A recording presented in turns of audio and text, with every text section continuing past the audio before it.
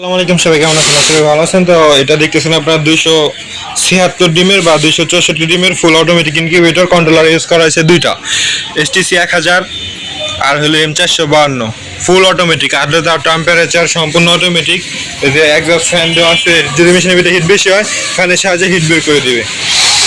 আর এটা হলো আর্দ্রতার মিটার, এটা দেওয়া হয়েছে এই কারণে যদি বিদ্যুৎ না থাকে এটা দেখে আপনি আর্দ্রতা ম্যানেজ করতে পারবেন। আমি একটু খুলে আপনাদের দেখাই ভিতরে কি কি ইউজ করছি। এই জায়গায় কোয়েলের ডিম যদি আপনি ফুটান, কোয়েলের ডিম ফুটানো যাবে 700, 400 হলো স্যাটার, এক একটা ট্রেতে 200 করে দেওয়া যাবে। এটা 200, এটা 200, 400। আর নিচে আপনি 300 ডিম হ্যাচিং করতে পারবেন। টোটাল 700 ডিমের ইনকিউবেটর। আর ভিতরে ইউজ করা হচ্ছে 600 মোটর, 4 ইঞ্চি দুইটা ফ্যান হোল্ডার, আর এই সাইডে আছে সেন্সর, আর ওইটা 3 inch fan. Total fan use করা হয়েছিল 3টা।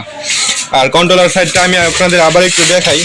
আর এটায় 5 অ্যাম্পিয়ার ল্যাপটপের চার্জার ইউজ করা হয়েছে হাই কোয়ালিটির। এটা হলো M452। আর এটা মোটরের টাইমার, মোটর আপনার 60 মিনিট বা 90 মিনিট পর পর ঘুরবে টাইমারের সাহায্যে, বা টাইমার কন্ট্রোলার বলতে পারেন। আর এটা হলো সকেট আর্দ্রতা বাড়ানোর জন্য, এটা আপনার হিউমিডিটি ফগ, ইউএসবি কেবল দেন বা স্টিল বডি বা প্লাস্টিক বডি যেটা দেন এটা দিয়ে হলো সুইচ দিতে হবে বা এটা লাগাইতে হবে। তো এই হলো আমাদের আজকের ইনকিউবেটর। যদি কোনো ভাই বা বোন এই ধরনের অটোমেটিক ইনকিউবেটর নিতে চান কম বাজেটের ভিতরে, তাহলে ইনশাল্লাহ নক দিবেন।